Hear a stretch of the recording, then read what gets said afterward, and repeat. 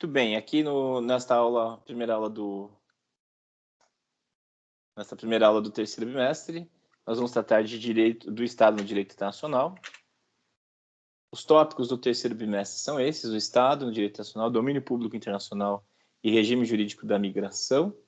Eu havia programado seminário para este bimestre, mas em face das minhas férias, que eu vou ter que compulsoriamente tirá-las, eu fui intimado pelo Unesp para isso. Eu não sei como fazer, né? Isso vai atrapalhar a nossa programação. Então, eu espero resolver isso o quanto antes. Nós estamos no tópico 5 do conteúdo programático, o Estado no direito internacional. E quando nós falamos no Estado como sujeito de direito internacional, há uma variada gama de tópicos que são abordados. Os que estão aí no item 1, nós estudamos em ciência política e teoria do Estado. Elementos constitutivos do Estado, território, povo, soberania e finalidade. Reconhecimento de Estado e de governo, né? Nós vimos nos seminários lá em ciência política, Estados com reconhecimento majoritário, Estados com reconhecimento minoritário, Estados sem reconhecimento. Desaparecimento de Estados, sucessão de Estados, então é um tópico que a gente já abordou.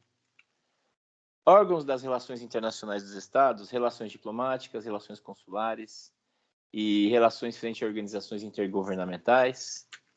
É um tópico que nós estudamos aqui em Direito Internacional Público, inclusive hoje. Hoje nós vamos abordar parte desses tópicos. Já privilégios e imunidades de Estados e privilégios e imunidades de organizações internacionais, nós compartilhamos com o Direito Internacional Privado. É um tópico estudado lá, tá?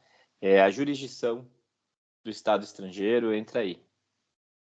Competência espacial dos Estados, o território e suas espécies, os espaços globais comuns, fenômenos transfronteiriços e o conceito de patrimônio comum da humanidade são tópicos que nós compartilhamos com ciência política e teoria do Estado, tá? Que nós vamos ver aqui, já vimos algumas questões lá em ciência política. A competência pessoal e política dos Estados, questões como nacionalidade, o estrangeiro, que não é um termo mais usado na nossa legislação, agora é migrante, a apatridia, a proteção diplomática, o asilo e a proteção dos refugiados, direitos e deveres dos Estados, são tópicos que nós estudamos em direito nacional privado. E cooperação internacional, no caso, a gente estuda aqui na disciplina Desarmamento, Direitos Humanos, Meio Ambiente, Regulação das Relações Econômicas Internacionais, embora uma parcela desses tópicos também sejam estudadas em ciência política, em direito constitucional, e também direito internacional privado, né? Cooperação jurídica internacional interestatal. Muito bem. Então, essa é a perspectiva que eu queria dar para vocês, tá? Vários desses tópicos a gente já estudou, vai estudar em outras disciplinas e alguns aqui. Então, o que eu vou fazer? Eu vou reforçar a questão dos elementos constitutivos do Estado, que vocês estudaram lá em ciência política, e vou entrar em relações diplomáticas e consulares, que é um tópico mais breve, né? Para a gente poder já pontuar algumas questões do Estado como pessoa internacional. Então, lembrando que o Estado é o sujeito originário do direito internacional. Então, com o Estado, surgiram as relações, né? As relações entre o direito internacional. A partir do momento que os Estados passaram a manter relações entre si, normatizar o comportamento de uns em face dos outros, nós estamos diante do surgimento do direito internacional. Então, o Estado é o sujeito originário. O Dalmo de Abreu Dallari, lá em Ciência Política, dá a seguinte definição: o Estado seria um ente jurídico soberano que tem por finalidade o bem comum de um povo situado em determinado território. Daí nós extraímos o que chamamos de elementos constitutivos do Estado, que é um tópico que nós encontramos também na doutrina de direito nacional público. Por exemplo, o RESEC adota a mesmíssima nomenclatura do Dalmo Dallari, em que identifica os elementos como sendo território, povo, soberania e finalidade.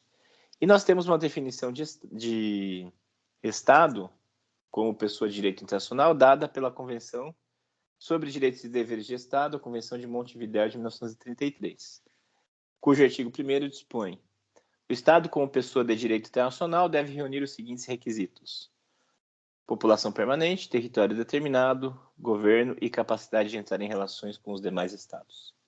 Essa é a única definição que nós encontramos para Estado no direito internacional, embora seja uma definição passível de crítica. Então, a doutrina aponta aí alguns problemas nessa definição. Por exemplo, falar em população em vez de povo, falar em território determinado, sendo que o território pode ser meramente determinável. Governo e as situações transitórias em que um Estado se vê sem governo, ele deixa de ser Estado, confunde duas coisas diferentes, né? O Estado é uma coisa, o governo é outra. Então, para ser Estado, tem que ter governo? Não deveria ser o contrário? E capacidade de entrar em relações com os demais Estados seria um fator externo à essência do Estado. Não decorre da ontologia do Estado. Então, é um fator externo, independente de características que ele tiver por si próprio. Então, é uma definição, mas é uma definição passível de crítica. Os territórios, os estados, variam amplamente em suas dimensões territoriais, em suas dimensões demográficas, assim como as formas de organização política, como nós bem sabemos, mas todos eles têm uma semelhança qualitativa, todos eles têm elementos que os aproximam, aqueles elementos constitutivos.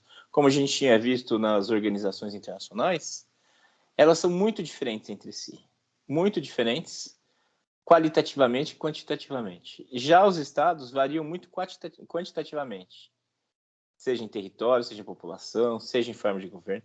Agora, qualitativamente, eles são muito parecidos.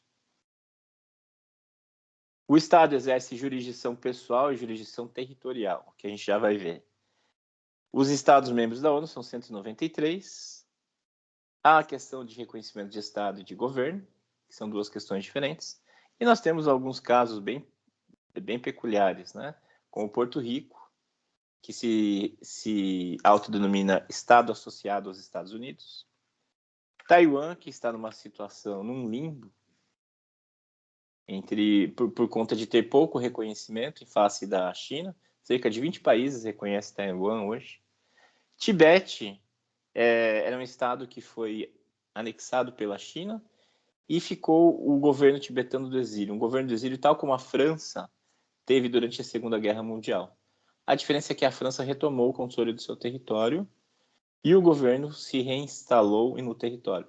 O Tibete, tudo indica que não vai ter a mesma sorte, né? E o governo tibetano do exílio perdeu o reconhecimento, o status internacional que tinha. E a Palestina é um foco permanente de tensão por conta do não reconhecimento por muitos países, né? Então, mais de 100 países reconhecem a Palestina hoje, mas a ONU não reconhece os Estados Unidos e outros países. Aí estão os 136 países que reconhecem a Palestina hoje. Vejam que a Europa Ocidental, Japão, Estados Unidos, Canadá, né, os países ricos não reconhecem a Palestina. Então, os elementos constitutivos, um tópico que nós estudamos em ciência política, apenas para refrescar a memória de vocês.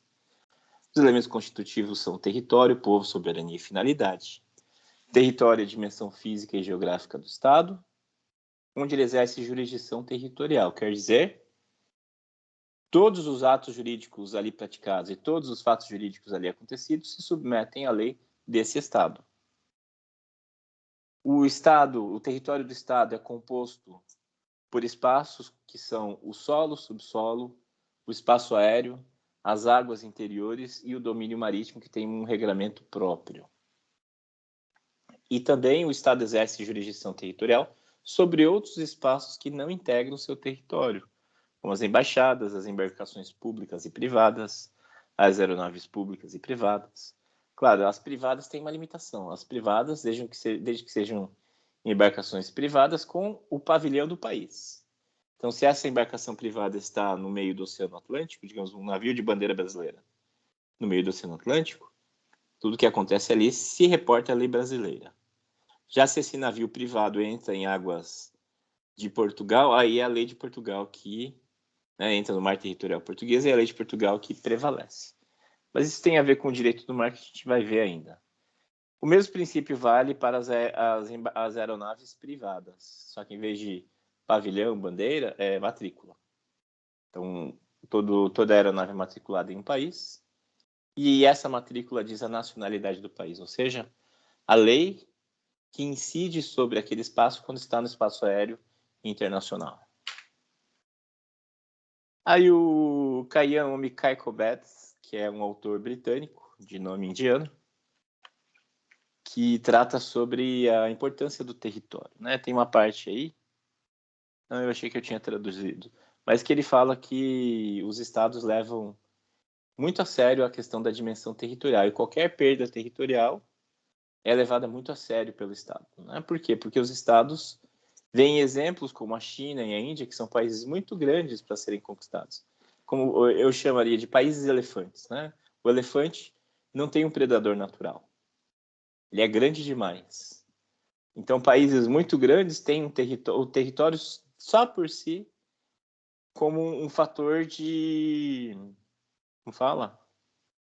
De dissuasão de qualquer conflito, qualquer tentativa de invasão. Vejam o Japão na Segunda Guerra, né, que invadiu a China, anexou a Manchúria e tal, mas não conseguiu ir além. Tinha muita China ainda. Vejam Napoleão, vejam Hitler, que invadiram a Rússia e ainda assim o território invadido representava só uma parcela do território da Rússia toda. Então, esses países muito grandes acabam tendo um fator de segurança que países menores não conseguem se não aspirar, diz o Kaikobet. Aí, uma representação da principal questão territorial da atualidade. A reivindicação da China em relação ao Mar da China. Então, vocês veem em vermelho, tracejado vermelho, representa a reivindicação territorial da China em relação ao mar. Em azul, a sobreposição da reivindicação dos países vizinhos, né? Aplicando-se as regras da Zona Econômica Exclusiva, segundo a Convenção das Nações Unidas de Direito do Mar, e essas linhas em azul representariam os limites dos estados. Só que a China reivindica tudo aquilo que está ali, dentro do vermelho. Né? E é uma grande questão. A China briga com esses países todos por conta disso. E o que a China tem feito para assegurar o seu domínio? Ela tem construído ilhas. Vejam aí a construção de uma ilha. A convenção diz que ilhas artificiais não dão direito ao mar. Né? A Convenção das Nações Unidas sobre o Direito do Mar.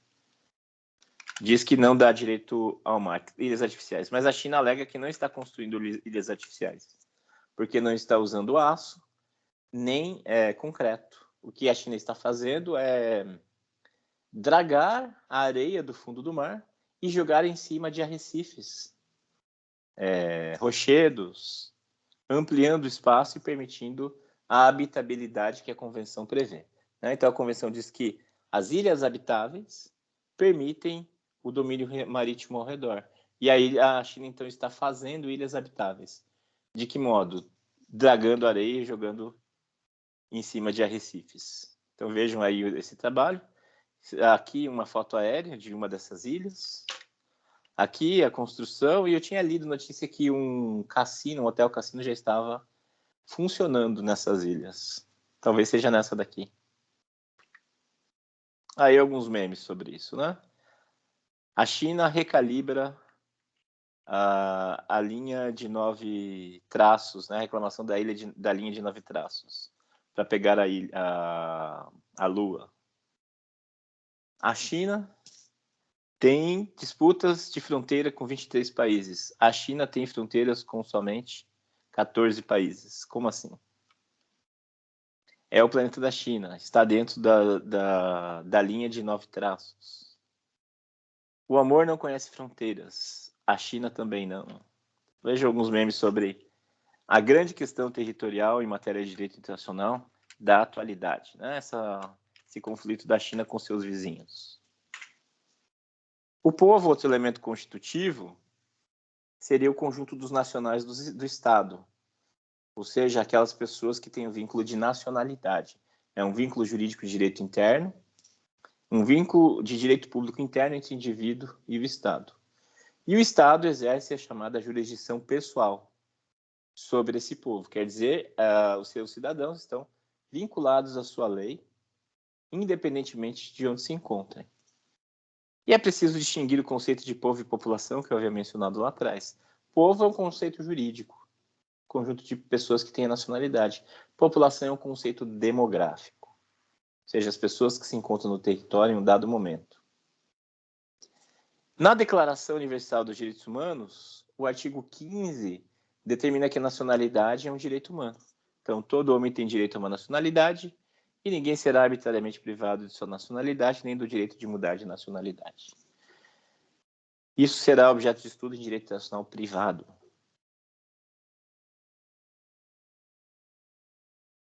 Soberania. Jean Bodin, no século XVI, foi o primeiro a teorizar sobre a soberania na obra Os Seis Livros da República, de 1576. E ele afirmava que a soberania é o poder absoluto de uma república. Então, na perspectiva do Jean Bodin, a soberania é absoluta. E foi ele que cunhou o termo soberania, e para ele a soberania era una, indivisível, inalienável e imprescritível. Já Hegel, mais tarde, trataria a soberania sob a perspectiva de ser ilimitada, né? Então, para o Jean Bodin, a soberania é absoluta, para o Hegel é ilimitada. Com a Paz de Westfália, de 1648, a soberania passa a ser considerada um elemento integrante do Estado, um elemento constitutivo do Estado. Alexandre Costa faz a seguinte reflexão sobre a alteração dessa perspectiva de uma soberania ilimitada e restrita. Porque no direito internacional contemporâneo, pós-Segunda Guerra Mundial, a soberania deixou de ser ilimitada, deixou de ser um poder absoluto e passou a ser flexibilizável. E o Alexandre Costa faz a seguinte reflexão no artigo O Poder Constituinte e o Paradoxo da Soberania Limitada.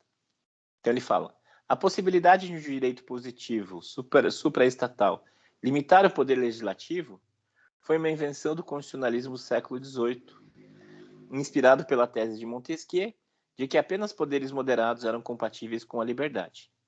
Mas como seria possível restringir o poder soberano, tendo a sua autoridade sido entendida ao longo da modernidade justamente como um poder que não encontra limites no direito positivo? Uma soberania limitada parecia uma contradição e, de fato, a exigência de poderes políticos limitados implicou redefinir o próprio conceito de soberania, que sofreu uma deflação. Então vejam que ele apontou essa experiência, né? A ideia de um poder limitado, uma soberania limitada que remonta a Montesquieu. E isso se assentou no pós-Segunda Guerra. Depois da experiência de estados nazifascistas que fizeram o que fizeram, invocando o poder soberano para assim proceder. A finalidade. A finalidade tem por vista, tem por objetivo assegurar o bem comum do Estado. Então, o Estado existe para um motivo, né? Para prover os meios adequados para que todos os seus cidadãos possam desenvolver a plenitude de suas capacidades sociais e políticas. Proporcionar as condições de vida social que favoreçam o desenvolvimento integral da pessoa humana. Montesquieu vai além. Ele fala que o motor do Estado democrático é a virtude. Na monarquia, os que executam a lei se posicionam acima dela. Em um Estado democrático, as leis devem ser executadas visando ao bem comum. Se assim não for, tal Estado deve ser dissolvido, afirma Montesquieu. Então, se um Estado, se houver um Estado em que as leis não são executadas visando ao bem comum, esse Estado deve ser dissolvido, pensando aí em termos de Estado democrático. Então, Montesquieu, a gente pode dizer que nesse ponto ele é radical. O Estado deve ser dissolvido, né? Então, nós podemos interpretar que essa busca pelo bem comum é essencial ao Estado. É essencial à existência do Estado. É um pressuposto, inclusive. Muito bem. Com isso, acabamos, então, de rever esses aspectos de elementos constitutivos do Estado, né? Que, como eu disse, não é novidade a vocês. Mas é um ponto de interseção entre direito internacional e ciência política. Vamos falar agora de relações diplomáticas e consulares. Nós temos duas perspectivas, né? As relações diplomáticas e as relações consulares. As relações diplomáticas estão no plano político. Então, quando dois estados mantêm relações, discutem, buscam uma convergência de interesses, buscam cooperação jurídica internacional, nós dizemos que eles estão praticando as relações diplomáticas. Essas relações diplomáticas, em regra, se estabelecem por meio do diálogo. Mas, às vezes, em situações de conflito, há outros modos de essas relações diplomáticas transcorrerem, né? Principalmente com um meio de solução de controvérsias. Mas isso é tópico lá do finalzinho da nossa disciplina. Pois bem, relações diplomáticas se referem à política. Relações consulares se referem a interesses privados. A preservação, a tutela dos interesses privados por parte de um Estado no território de outro Estado. Então é isso. E para exercer esse direito, os Estados acabaram criando o chamado direito de legação. O que é o direito de legação? É a capacidade que um sujeito de direito internacional tem de enviar agentes diplomáticos para o outro país, estabelecendo ali uma legação, estabelecendo um escritório, né, vamos chamar assim, onde vão se estabelecer esses representantes, que são os agentes diplomáticos. Então, um Estado mantém em outro uma legação onde atuam os seus representantes diplomáticos, aqueles indivíduos que vão falar pelo Estado que representam. Isso é decorrência do direito de legação, tá? Então, a legação pode se referir a relações diplomáticas, que é contato entre estados, questões políticas, ou pode se referir a relações consulares, ou seja, a tutela dos interesses privados relacionados àquele país no território de outro país. Então, nós temos embaixadas e consulados. Para relações diplomáticas, embaixadas.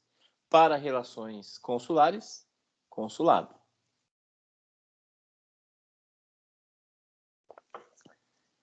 Diplomata. O que é diplomata? Diplomata é o funcionário encarregado de representar seu Estado perante um país estrangeiro ou organismo internacional. E embaixador é o título da missão, do chefe da missão diplomática. Então, o chefe da missão diplomática, o chefe dos diplomatas, é chamado de embaixador. Um embaixador é um diplomata? Sim, ele é um diplomata. Ele pode ser de carreira ou não, mas ele é um diplomata também, tá? E o cônsul? O cônsul fica no consulado, né? Os diplomatas ficam na embaixada, o cônsul e os agentes consulares ficam no consulado. O que é o cônsul? O cônsul é o funcionário de um Estado encarregado em um país estrangeiro pela proteção dos interesses de indivíduos e empresas que sejam nacionais desse mesmo seu Estado. O cônsul não tem função de representação política junto às autoridades centrais do país onde reside, mas sim atua na órbita dos interesses privados dos seus compatriotas. Então, o cônsul não faz representação política. O cônsul busca atender aos interesses privados dos seus compatriotas, das empresas estrangeiras que têm interesse de atuar naquele país. Ou seja, o cônsul trata de temas privados. Os diplomatas, cujo chefe é o embaixador, tratam de questões políticas nas relações entre os dois estados. As relações consulares são consideradas independentes das relações diplomáticas, de modo que a ruptura destas últimas não acarreta necessariamente o fim do relacionamento consular. Veja só, então são duas coisas independentes, relações diplomáticas e relações consulares. Se dois estados Professor, rompem relações... Oi, pois não, pode falar, Laís. Não sei se está relacionado ou não, mas a expedição de um, como é que é? De um passaporte tem a ver com o consulado? Porque é o interesse privado do... Tem tudo a ver, Liza. Em regra, é o Ah, consulado que faz a expedição do passaporte. Por exemplo, um brasileiro no exterior, né, que precisa renovar o passaporte, ele vai renová-lo no consulado. Mas em situações de emergência, a embaixada também faz. Né? Quando é uma questão de refugiado ou a pessoa está numa situação de periclitância, aí a embaixada se move para esse assunto. Mas em regra, de modo ordinário, é o consulado, Liza. certo, Ok? obrigado. Nada. Então vejam bem, quando dois países, por algum motivo, rompem relações diplomáticas, não necessariamente as relações consulares serão rompidas, eles podem manter. Né? Quando um país, né, está em situação de crise diplomática com outro, a linguagem diplomática é toda cifrada. Né? Existe uma maneira bem sutil de interpretá-la e tudo mais. Às vezes as coisas não são ditas, né? E nem devem ser ditas. As coisas são expressas de maneira bem singela. Então, uma maneira de demonstrar insatisfação é convocar o próprio embaixador. Então, o país A está insatisfeito com algum ato do país B, o país A vai convocar o seu embaixador para consultas. Isso é na linguagem diplomática, demonstra insatisfação. Se aquele país quiser subir o nível, ele pode declarar o embaixador daquele outro país como persona não grata. E essa é uma forma de expulsão, né? Mas é uma expulsão indireta.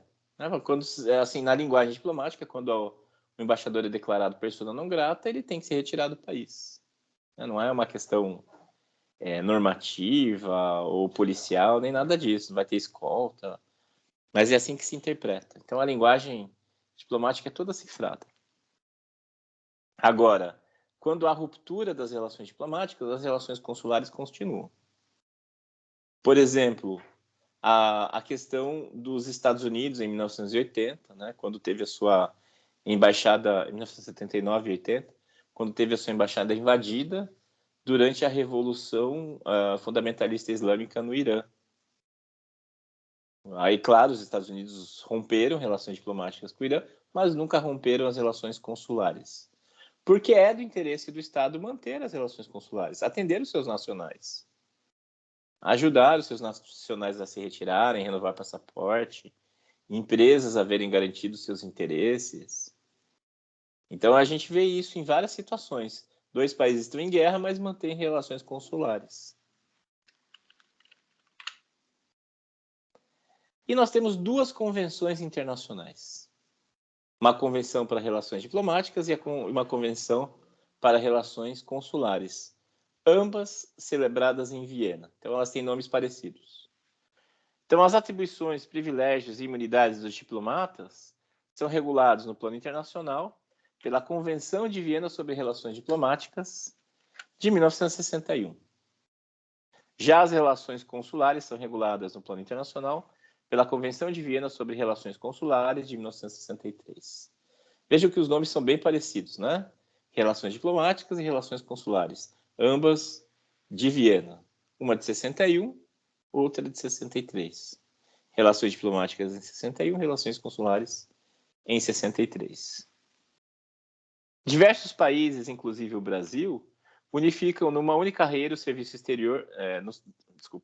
Diversos países, inclusive o Brasil, unificam numa única carreira do serviço exterior as funções de diplomata e de cônsul.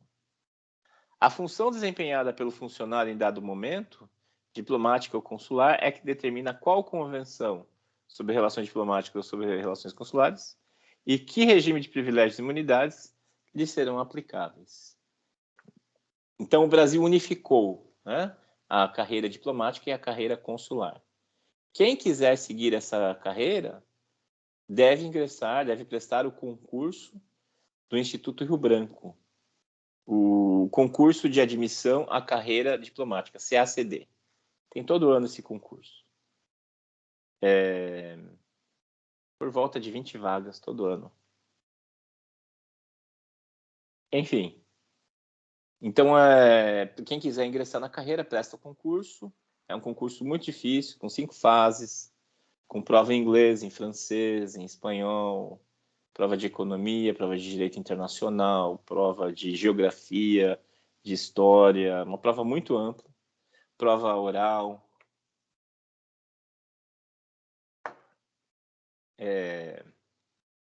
E daí a pessoa ingressa e daí fica 2 anos no Instituto Rio Branco, em Brasília, fazendo formação, né, estudando, que hoje equivale a um mestrado, tem que produzir uma dissertação ao final, e daí a pessoa vira terceiro secretário, e daí vai atuar como diplomata.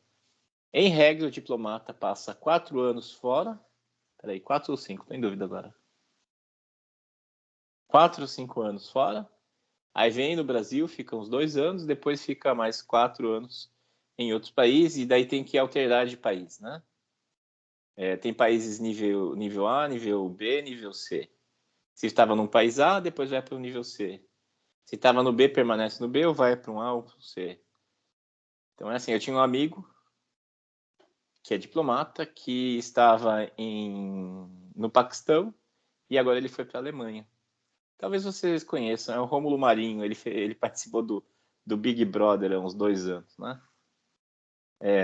Então ele estava até recentemente no Paquistão e ele agora está em Berlim. Então ele foi de um país C para um país A. Professor, Oi, pois o que não. que leva em consideração para um país ser A ou C nessa questão de nível? Desenvolvimento? Eu não sei qual o critério que o Itamaraty usa objetivamente, mas pode dizer os países ricos, os países desenvolvidos são nível A. Ou então países muito próximos, né, como a Argentina é nível A. A embaixada de Buenos Aires é considerada nível A. Nível B seria um país de nível médio e nível C seriam os países mais pobres, né? Que não tem uma infraestrutura tão forte. E é uma reclamação dentro do serviço exterior que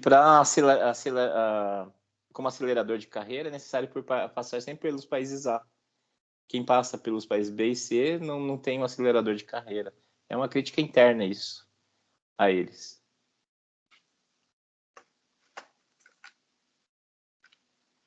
Deixa eu pesquisar um negócio aqui, Liza, para te dizer.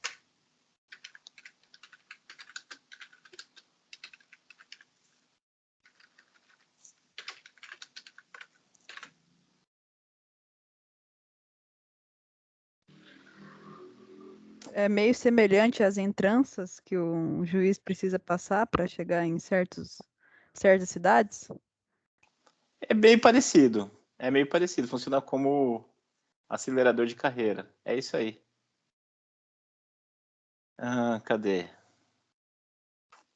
Não estou achando o que eu queria.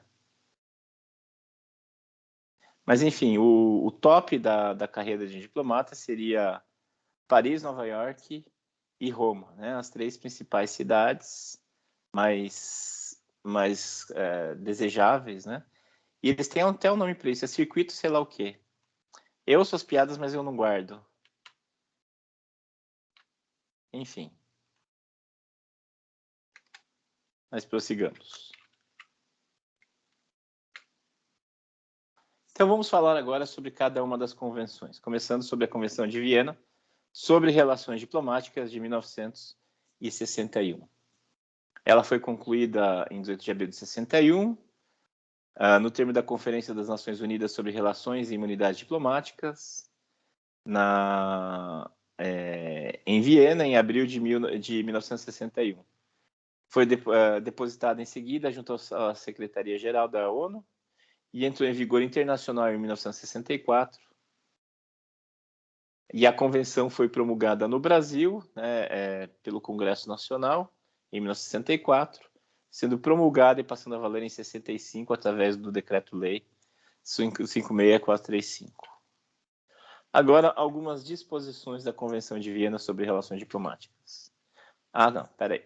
Nós vamos falar sobre imunidades e privilégios diplomáticos. Especificamente, daí a gente vai ler alguns dispositivos. O que é a imunidade diplomática? É uma forma de imunidade legal, uma política entre governos que assegura as missões diplomáticas em inviolabilidade e aos diplomatas salvo-conduto, isenção fiscal e isenção de outras prestações públicas, como, por exemplo, serviço militar obrigatório. Não faz sentido, né? Exigir que um diplomata estrangeiro sirva no serviço militar, bem como de jurisdição civil e penal e de execução. É uma maneira de dar liberdade aos agentes diplomáticos de um país junto a outro, não fazer pressão sobre ele. Então, não existe imunidade penal. O que quer dizer imunidade penal? O diplomata, se ele praticar um crime, ele tem jurisdição naquele país. Ele vai ser julgado por aquele crime no seu país de origem, mas não naquele país onde ele está lotado. Tá? Então, isso até garante que ele não seja punido por tipos penais que não existam no seu país de origem. Por exemplo, na Arábia Saudita, adultério, que não é tipo penal em quase nenhum outro país, né? Ou outros crimes de costume. Então, os diplomatas têm essas imunidades, né? Imunidade civil, imunidade penal. Salvo-conduto, quer dizer, podem andar livremente, sem ser detidos. Não pegam nem fila de aeroporto, para vocês terem uma ideia. Vocês já tiveram a oportunidade de ver aqui em Foz, mas diplomatas e agentes consulares, né, os cônsules, não pegam fila do aeroporto. Quando eles chegam, eles se identificam, apresentam um documento e eles não passam pelo raio-x, né? Passam direto ali, não precisam ficar na fila. Por quê? Por conta desse tratado, né? Se for diplomata, é a Convenção de 61. Se for agente consular, é a Convenção de 63. A primeira teoria articulada a procurar justificar a necessidade de privilégios e imunidades para diplomatas foi a teoria da extraterritorialidade, detalhada por Hugo Gross no século XVII, que era uma ficção segundo a qual a embaixada fazia parte do Estado acreditante. Tá? No caso, o Estado acreditante é aquele que mantém a embaixada. O Estado acreditado é aquele onde é instalada a embaixada do país de origem. Então, essa ficção jurídica dizia que a embaixada era território do país dono dessa embaixada, né?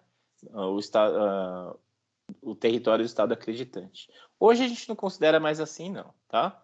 Mas o Hugo Gross detalhou dessa maneira, a extraterritorialidade. Atualmente, a extraterritorialidade foi abandonada em favor da teoria do interesse e da função, segundo a qual a finalidade dos privilégios e imunidades não é beneficiar indivíduos, mas sim garantir o eficaz desempenho das funções das missões diplomáticas em sua tarefa de representação dos estados acreditantes. Então, não é um privilégio individual, é para garantir que aquela missão realize bem o seu trabalho, realize bem as suas funções. Os privilégios e imunidades podem ser classificados em inviolabilidade, imunidade de jurisdição civil e penal e isenção fiscal, além de outros direitos como liberdade de culto e isenção de prestações pessoais.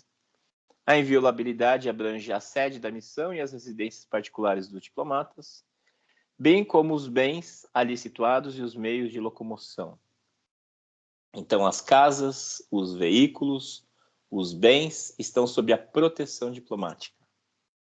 Aplica-se também a correspondência e as comunicações diplomáticas. As cartas são invioláveis, né? Toda a comunicação. Pode-se fazer uma quebra do sigilo telefônico, sigilo telemático de um diplomata estrangeiro? Não pode. A convenção não permite. Da imunidade de jurisdição decorre que os atos da missão e os de seus diplomatas não podem ser apreciados em juízos pelos tribunais do Estado acreditado. Além da imunidade de jurisdição civil e administrativa, os agentes diplomáticos também gozam de imunidade de jurisdição penal.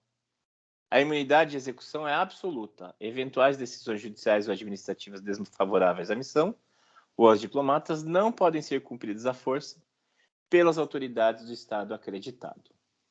Muito bem. Então, a imunidade é ampla e absoluta. Então, nenhum tipo de execução pode ser forçada. Eu não lembro se eu contei para vocês lá em Ciência Política, mas se contei, conto de novo.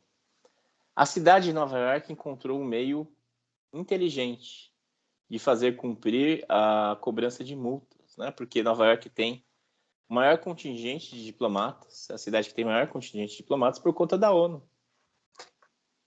Então, todos os 193 países da ONU têm representantes lá. Algumas representações são enormes, algumas são pequenas, mas o resultado é que são muitos diplomatas em Nova York, por conta da ONU. E aí, disso decorre que há muitas multas de trânsito produzidas por esses diplomatas.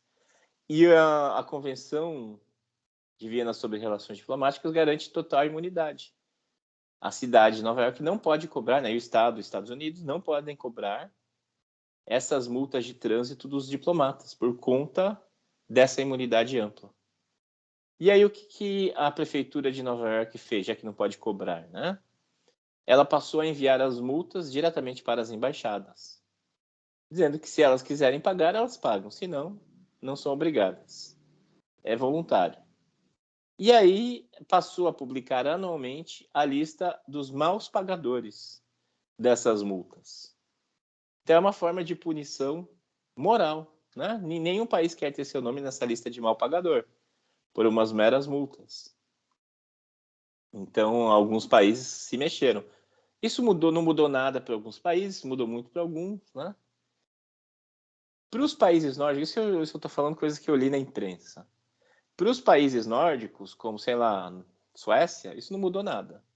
E, primeiro, praticavam poucas multas, e quando praticavam, eles voluntariamente já pagavam, os próprios diplomatas pagavam voluntariamente as multas praticadas. Aquela coisa, né, da formação do povo, de ter noção, como diz Hegel, da finalidade das normas. Cumpre porque entende que as normas devem ser cumpridas para o bem da sociedade. Para outros países mudou bastante, como o Brasil. Então, até então, os diplomatas brasileiros praticavam muitas multas e não as pagavam. A partir do momento que foi feita essa lista, a embaixada começou a cobrar dos diplomatas. Aí eles pararam de praticar as multas. E para outros países também não mudou nada, porque continuaram praticando muitas e também não ligaram para isso, como é o caso do Kuwait. E não sei por que o Equador sempre está entre os primeiros lugares na lista. Então foi uma forma inteligente, eu diria, de contornar a regra, né, da imunidade de jurisdição.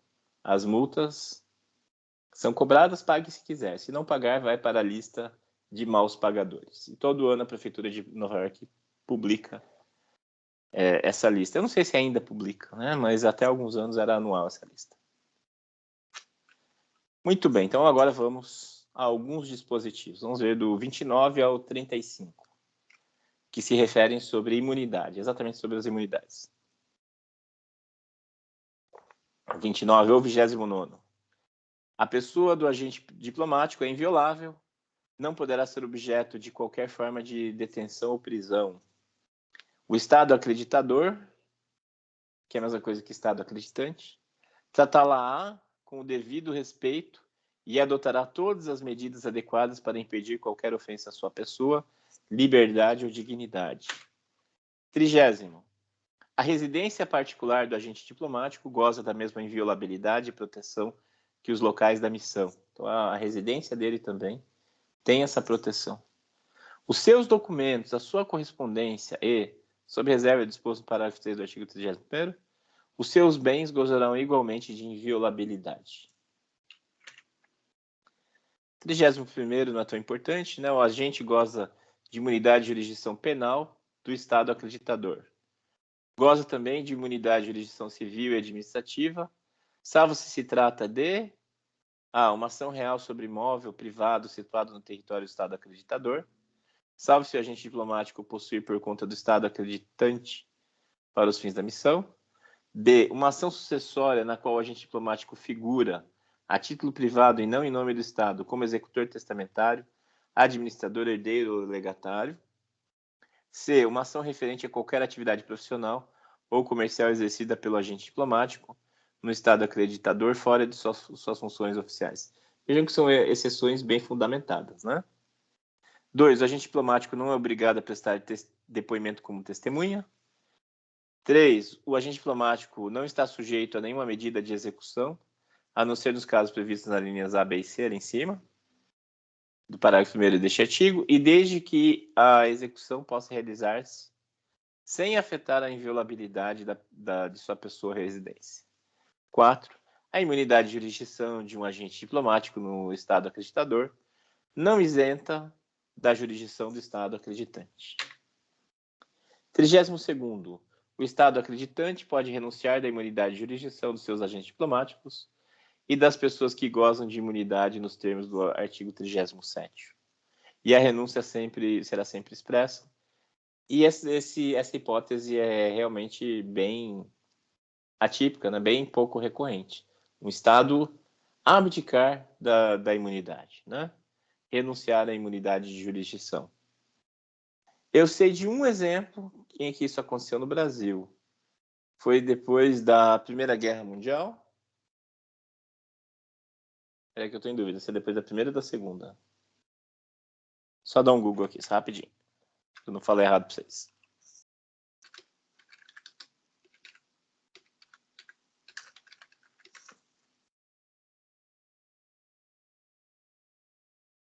Depois da Segunda Guerra.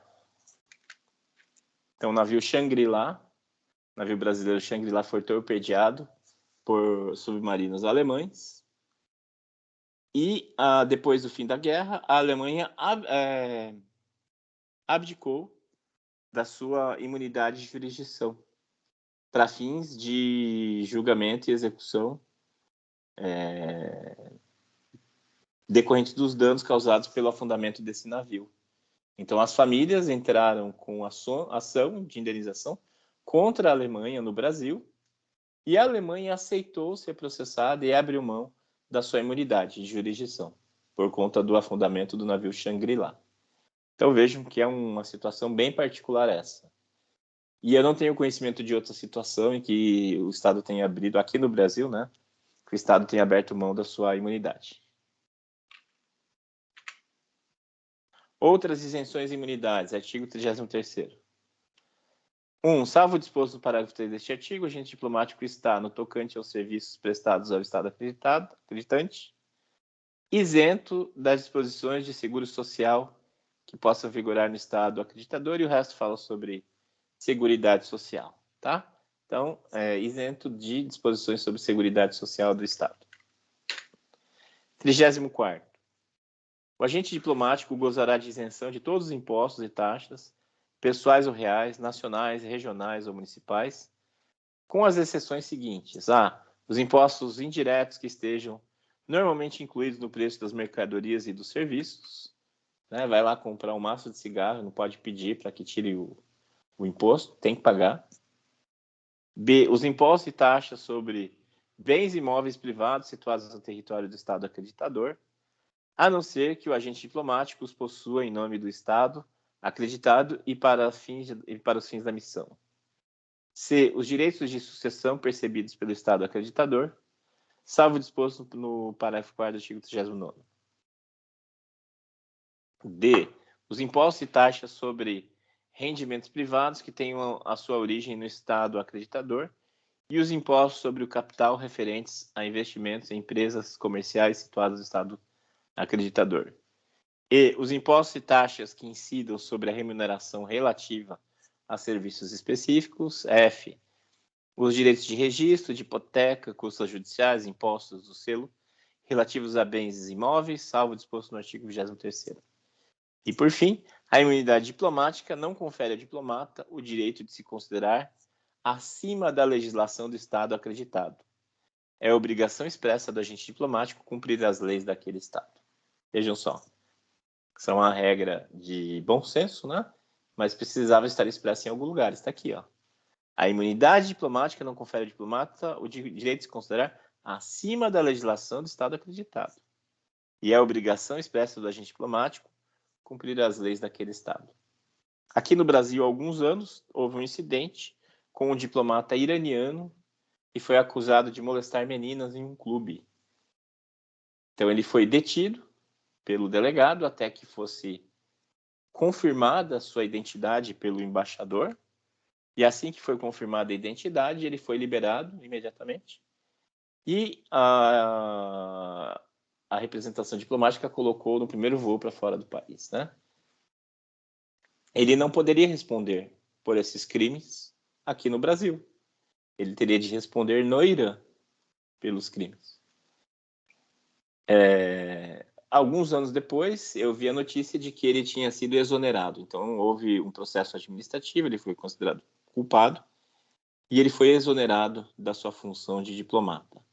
Mas ele não tinha sido processado penalmente, que é o que estabelece a convenção.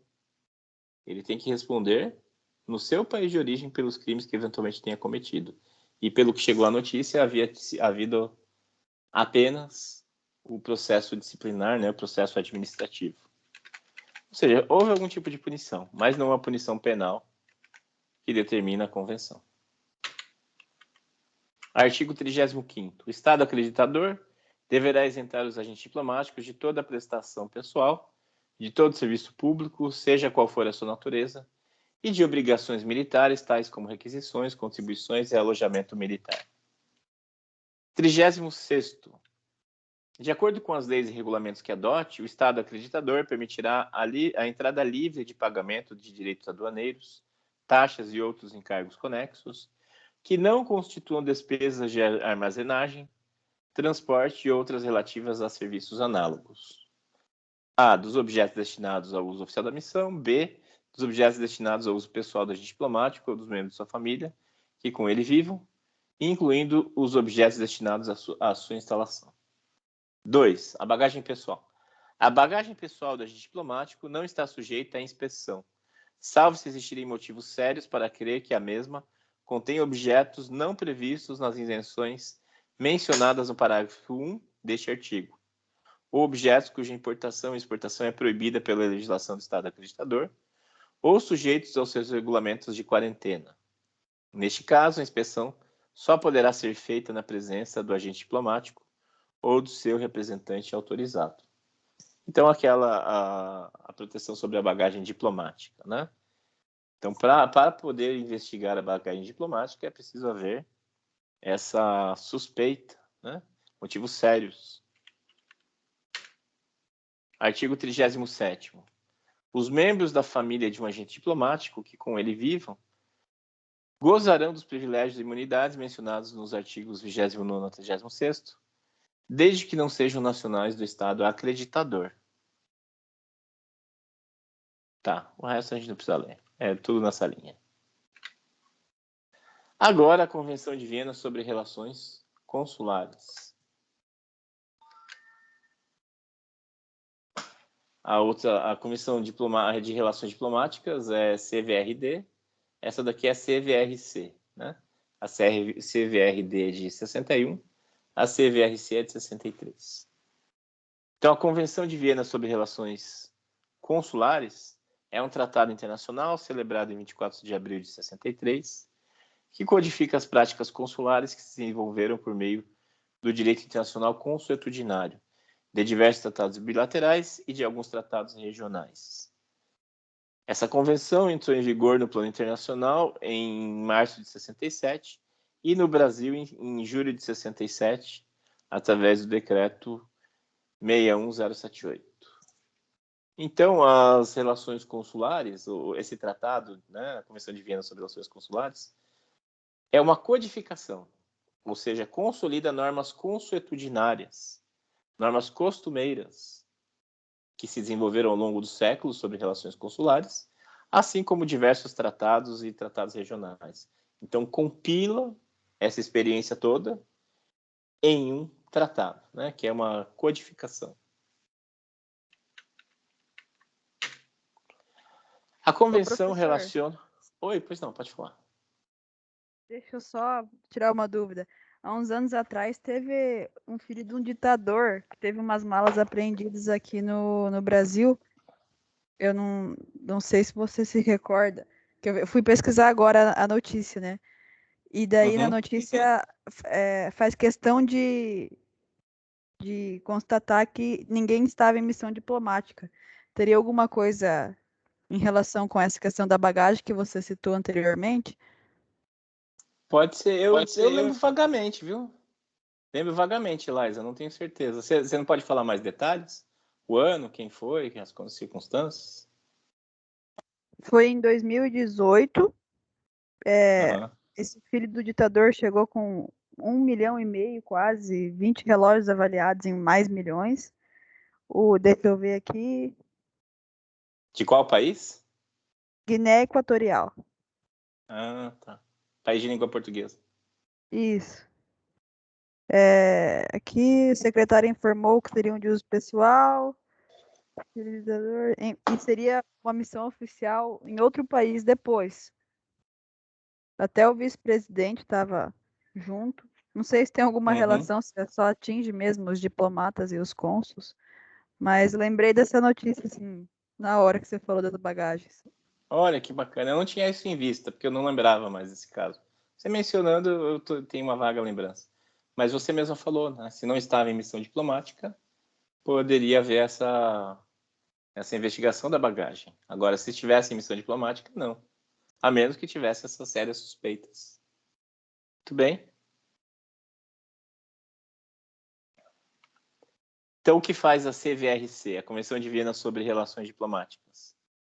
Relaciona entre os direitos e deveres básicos dos Estados signatários os seguintes: o estabelecimento e condução de relações consulares por consentimento mútuo, e os privilégios e imunidades dos funcionários consulares e da repartição consular, em face das leis do Estado que recebe, o país onde se encontra a repartição consular estrangeira.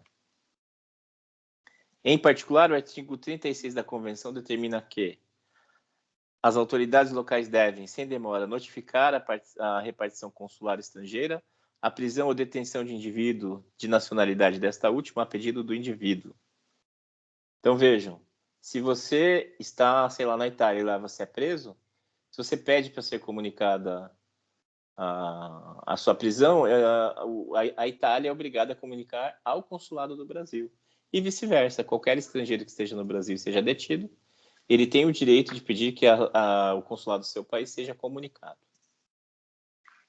As autoridades locais são obrigadas a informar o estrangeiro preso ou detido do direito acima mencionado, né? Então, se é estrangeiro, ele tem que saber que ele tem esse direito de que seja comunicado o seu consulado.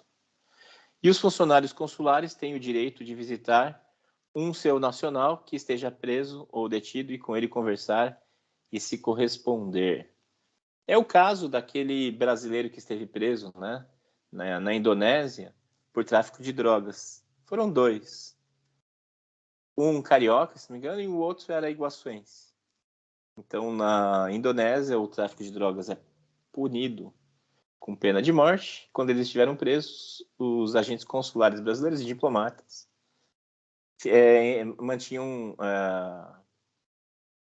mantinham ele assim provido de informações e tudo mais, e tentaram convencer o governo da Indonésia a fazer transferência internacional da pessoa presa, ou seja, fazer com que ele cumprisse pena no Brasil ou comutar a pena, né? Mas a Indonésia foi inflexível e aplicou a pena de morte a esses dois brasileiros. Então vejam que esses são direitos. Imunidades e privilégios consulares. Da mesma forma que os privilégios e imunidades diplomáticos, os privilégios e imunidades consulares não têm por finalidade beneficiar o indivíduo, mas sim assegurar o eficaz desempenho das funções e repartições consulares em nome de seus respectivos estados. Regulados pela Convenção de Viena sobre Relações Consulares, de 63, os privilégios e imunidades consulares são distintos e menos amplos do que os concedidos aos funcionários no exercício de funções diplomáticas. Os funcionários consulares gozam de inviolabilidade física e imunidade processual penal ou civil, apenas no que se refere aos atos de ofício, isto é, os praticados no exercício das funções consulares. Então, os diplomatas têm imunidade ampla e restrita em matéria penal, civil, tributária, trabalhista, militar, como a gente viu. Já os agentes consulares tem imunidades e privilégios bem mais restritos. Bem mais restritos. Por exemplo, a bagagem, não é toda a bagagem dele, é só a bagagem consular. Então, se ele chega com 3 malas no aeroporto, ele tem que indicar para a Polícia Federal qual das 3 malas é a bagagem consular. Aquela não vai ser investigada, as demais passam pelo raio-x, podem ser abertas, né? Já se for um agente diplomático, ele nem pega fila. A bagagem dele não pode nem passar pelo raio-x.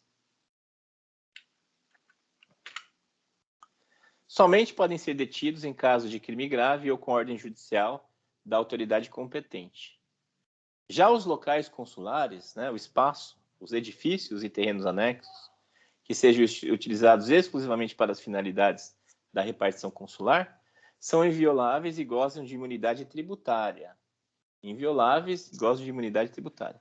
As autoridades locais não podem ingressar na parte dos locais consulares que a repartição consular utilize exclusivamente para as necessidades do seu trabalho, a não ser com o consentimento do chefe da repartição consular. Os arquivos e documentos consulares gozam de inviolabilidade absoluta, onde quer que estejam. Então vejam essa disposição, né? As autoridades locais não podem ingressar na parte dos locais consulares que a repartição utilize para as necessidades do seu trabalho. Não quer dizer que não possa entrar no consulado. Podem entrar no consulado, só não podem entrar em certas partes do consulado. Na embaixada, não pode, a autoridade local não pode nem pisar para dentro do portão. Tá? A embaixada tem inviolabilidade plena. O consulado, apenas os locais usados para trabalho. Ou seja, em consulado é possível cumprir mandado de busca e apreensão. Na embaixada, não. Tá? Então, suponhamos que foi cometido um crime na embaixada de algum outro país, lá em Brasília. A polícia local não pode cumprir mandado, a não ser com autorização do chefe da missão. Digamos que foi cometido um crime no consulado aqui em Foz. É possível cumprir mandado, sim, tá? Desde que não sejam nesses espaços. Agora, se o crime foi produzido nesses espaços, aí já fica mais difícil. Mas é essa a ideia. Isso me leva ao seguinte exemplo. Não sei se vocês acompanharam esse caso. O caso que aconteceu em relação a um cidadão saudita, um jornalista saudita, que era perseguido pelo governo. É um caso que esteve bastante presente no noticiário há algum tempo. Então, o sujeito criticava o governo local e passou a ser perseguido, e ele fugiu do país. E ele foi morar nos Estados Unidos e trabalhava para o jornal Washington Post, que é um jornal bastante célebre dos Estados Unidos. E ele cobria a situação da Arábia Saudita, né, e falava da situação da monarquia absoluta, os abusos pela família real e tudo mais. E esse sujeito queria se casar. E para se casar, ele precisava de documentos da Arábia Saudita. Só que, é claro, ele não podia pôr os pés no país. Então, ele requisitou via consulado esses documentos e ele ia retirá-los na Turquia, ou seja, no consulado da Arábia Saudita na Turquia. Então, foi agendado um horário para ele no consulado. Ele foi até lá no dia, né? Foi com a noiva dele. A noiva ficou no carro, ele entrou no consulado e ele não saiu mais. E ela ficou horas lá esperando, tal. Acionou a polícia, olharam câmeras de vigilância da região, viram o sujeito com as mesmas roupas dele saindo e indo embora, tal. E ficou nisso, que ele tinha ido embora. Essa era a alegação. Mas a polícia turca, as autoridades turcas, não se deram por satisfeitas e queriam investigar. E expediram um mandado de busca e apreensão dentro do consulado da Arábia Saudita na Turquia. Né? E quando foi expedido, aí a Arábia Saudita mudou de discurso. Passou a dizer que em vez de ter ido embora, ele passou mal, que ele foi atendido, né? E aí foram aparecendo as provas do que tinha acontecido. Na madrugada anterior, tinha chegado um avião da Arábia Saudita com agentes secretos que ficaram em Ankara apenas algumas horas, foram para o consulado e depois saíram e voltaram para o país, né? E tinha imagens de câmera de segurança, tudo. Monitoramento de ligação do chefe dessa equipe saiu do consulado diretamente para o príncipe herdeiro da Arábia Saudita, que é quem conduz, né, o atual governante, o rei, já está velhinho, ele já não atua, e ele passou a bola para o príncipe, que é o filho dele, né, com a ideia de dar uma repaginada ao governo, mudar a imagem internacional do país e tal, e ficou com essa nódoa, né, que ele teria comandado diretamente a operação, e descobriram assim restos mortais do sujeito, tá? E descobriram até uma gravação de áudio com uma sessão de tortura dele, que ele foi torturado, teve os membros arrancados enquanto ele estava vivo, e o mataram, esquartejaram, espalharam o corpo numa floresta lá da cidade. E tudo isso foi descoberto. E daí o culpado ficou sendo o chefe dessa equipe, né? O príncipe tirou o corpo fora, disse que eles agiram sozinhos, sendo que há prova dessa ligação. Enfim, é um caso escabroso, horrível, né? Horrendo, esse. Que só foi possível solucionar porque as autoridades turcas resolveram expedir um mandado de busca e apreensão dentro do consulado da Arábia Saudita. Vejam só. Se não fosse isso, não se teria chegado à solução desse caso. Ficaria por isso. Então vejam que curioso. Vocês se lembram desse caso? Vocês ouviram falar? Talvez por mim, eu gosto muito de falar desse caso. Eu não conheço o professor. Nunca tinha ouvido falar, Vanessa? Pior que não. Estou dando um Google aqui. Saudita, consulado. Professor, eu não vou saber falar o nome dele, mas não seria o Jamal Khashoggi? Jamal Khashoggi, é isso aí. As chocantes gravações que retratam os últimos momentos. É ele mesmo. Foi em 2018 isso. Não faz tanto tempo assim, não. Vou mandar para vocês alguns links. Entenda o caso do jornalista da Arábia Saudita morto na Turquia. Jamal Khashoggi, crítico ao governo de Riad, sumiu depois que entrou no consulado saudita em Istambul. Nem era Ankara, era Istambul. Após 17 dias, a Arábia Saudita indicou que ele está morto. Vou mandar para vocês no bate-papo. Na Letícia também nunca tinha ouvido? E da BBC. Se tivesse sido uma embaixada, seria totalmente diferente, professor. É isso aí, Laísa. Se fosse numa embaixada, não se poderia cumprir mandado. Ou outra da BBC aqui, ó. As chocantes gravações que retratam os últimos momentos de Jamal Khashoggi morto em consulado saudita na Turquia. Pronto. Depois dei uma olhada nesses links. Então é isso. Em síntese é isso. Embaixada e diplomatas têm amplas imunidades. Já o consulado e os agentes consulares têm imunidades, mas bem mais restritas do que aquelas previstas na outra convenção, né? Convenção de Viena de Relações Diplomáticas de 1961 trata das relações diplomáticas e a Convenção sobre Relações Consulares trata das relações consulares. Essa é de 63.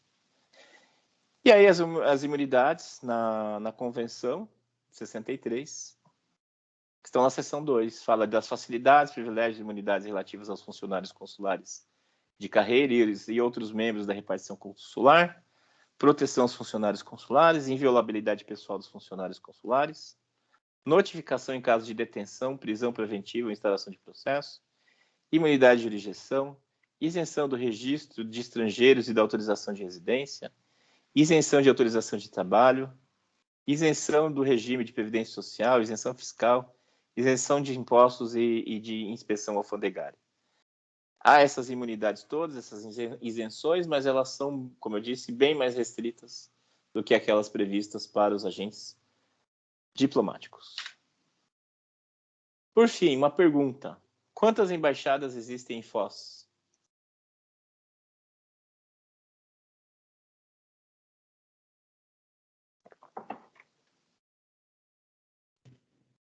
Quantas embaixadas existem em Foz? Nenhuma, professor. Isso aí, Gilmara, nenhuma. O que nós temos em Foz são o que mesmo? Consulados? Exato, nós não temos nenhuma embaixada, nós temos consulados, né? A em verde aqui em Foz, da Argentina, da França, de Honduras, de Portugal, do Paraguai, e marrom aqueles no Paraguai, né? Do Brasil, da China, da Síria, em azul em Porto Iguaçu, do Brasil. Há outros, né? Mas esses são os que eu encontrei endereços. Então aqui em Foz nós temos pelo menos 5 consulados. Vejam ali, consulado honorário de Honduras, Líder Palace Hotel, tá vendo? Fica nesse hotel Líder, eles alugam um quarto do hotel Líder que eles transformaram em consulado. Vejam que curioso. Ficava lá só a secretária e a consuleza. Isso foi na época da Copa do Mundo, né? Que Honduras jogou em Curitiba, não sei se vocês se lembram, da Copa do Mundo de 2014. E ela foi lá fazer todos os trabalhos da recepção das autoridades do país e tudo mais. Então é um consulado honorário, se chama honorário, porque a consuleza não é de carreira. É uma pessoa que está aqui, bem situada, e o país para, enfim, que geralmente tem restrições de custos, né, e tudo mais, nomeia essa pessoa como cônsul. Cônsul honorário, é assim que se chama. E ela faz pequenos serviços.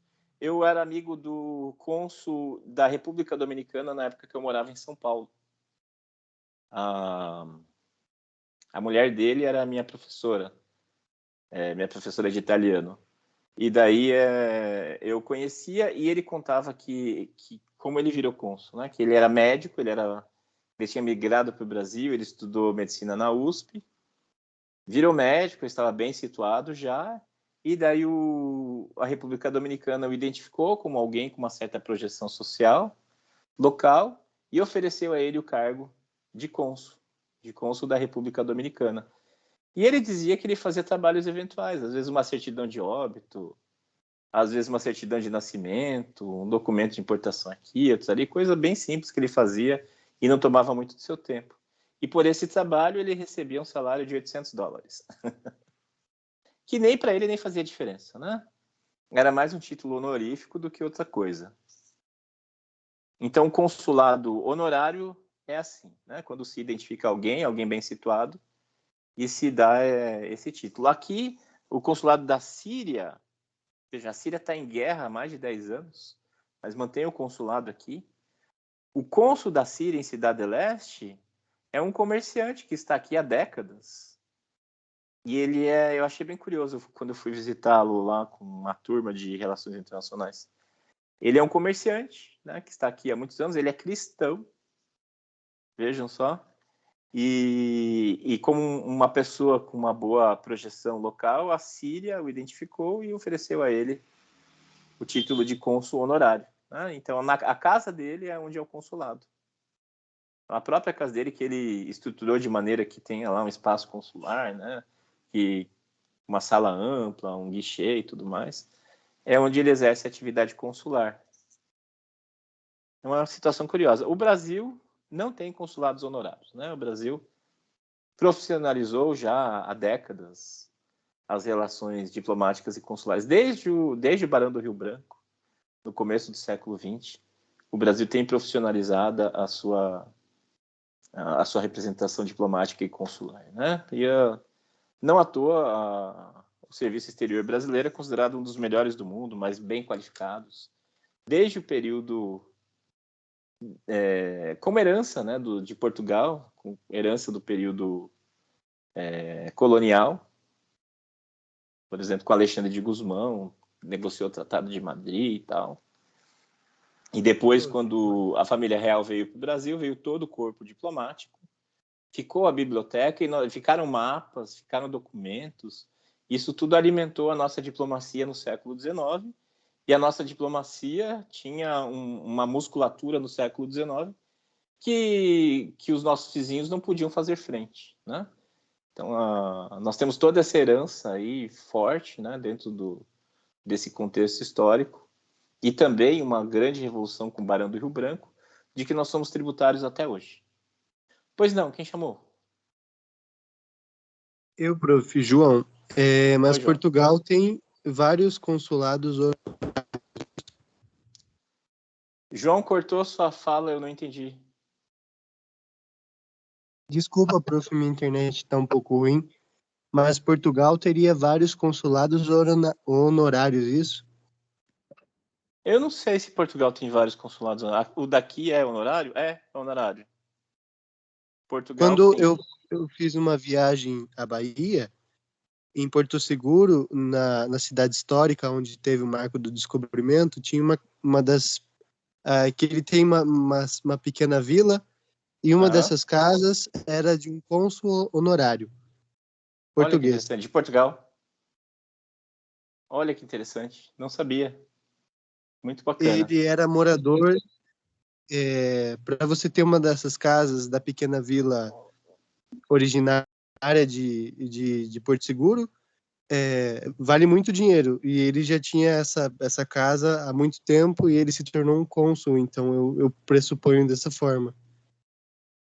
Certo, as autoridades portuguesas encontraram nele, né, uma pessoa com status e estatura suficiente para representar o país, né? Então, sim, pode ser. Certamente é com essa perspectiva.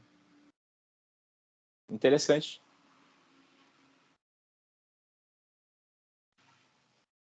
E com isso concluímos. Algum comentário, questionamento? Vou preparando aqui a chamada, então.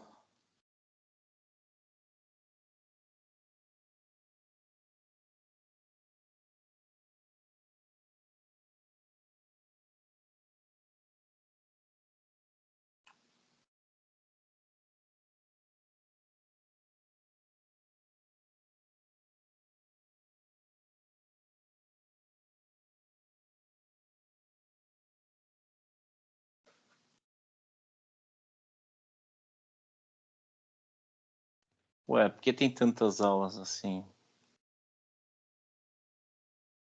Dia 14 foi a prova. Dia 7, o que será que foi dia 7?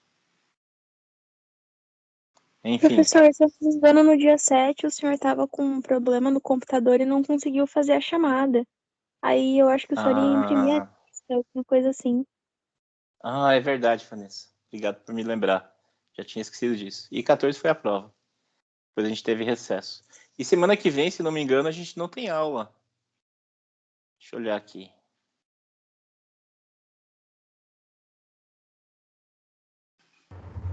Semana que vem é recesso de novo.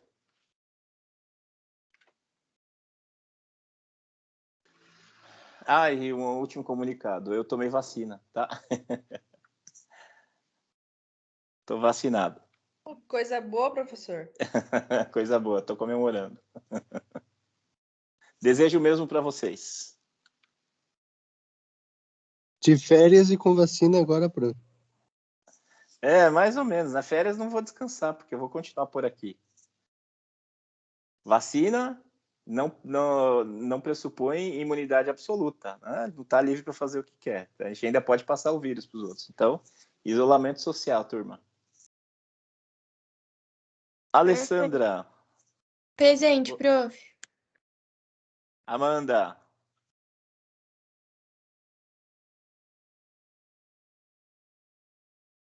Ana Carolina. Presente. Ana Laura Milioli. Presente, prof. Ana Laura Pessoas. Presente. Ana Letícia. Presente. Ana Maria Alberton. Presente. Ana Maria Prebianca. Presente, professor. Cibele. Presente. Daniel. Presente, professor. Débora. Presente. Emanuele Tonolo. Emanuele Lima. Presente, prof. Emerson. Emily. Presente. Flora. Gabriel Estevão. Presente, professor. Gabriel Novelli. Gabriel Rabaioli. Presente. Gabriela Alves. Presente. Gabriela Correia. Gabriela de Oliveira. Presente. Gilmara. Presente. Graciela. Presente. Isadora de Souza. Presente. Isadora Tassiani. João Luiz.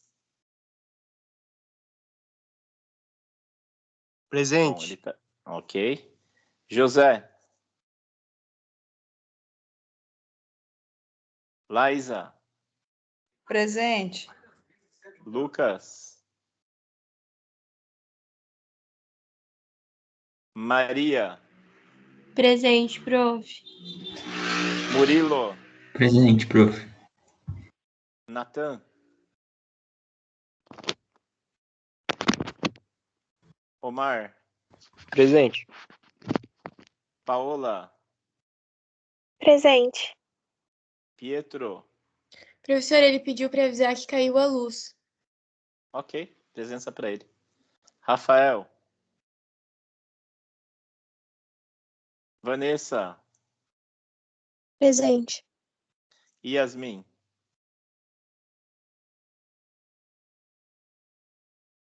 É isso aí, gente. Encerramos aqui então. Prof, a Manu Tonolo falou no chat também. Vamos ver. Emanuele Tonolo. Certo, presença para ela. Mais alguém? Acho que só ela, professor. Tá bom. Só ela. Ok, dei presença para ela. Obrigado então, gente. Boa noite, bom fim de semana. Até a semana que vem. Tchau, tchau. Boa noite, professor. Bom final de semana. Boa noite, prof. Bom fim de semana. Para todos Boa vocês. noite, prof. Boa noite, prof.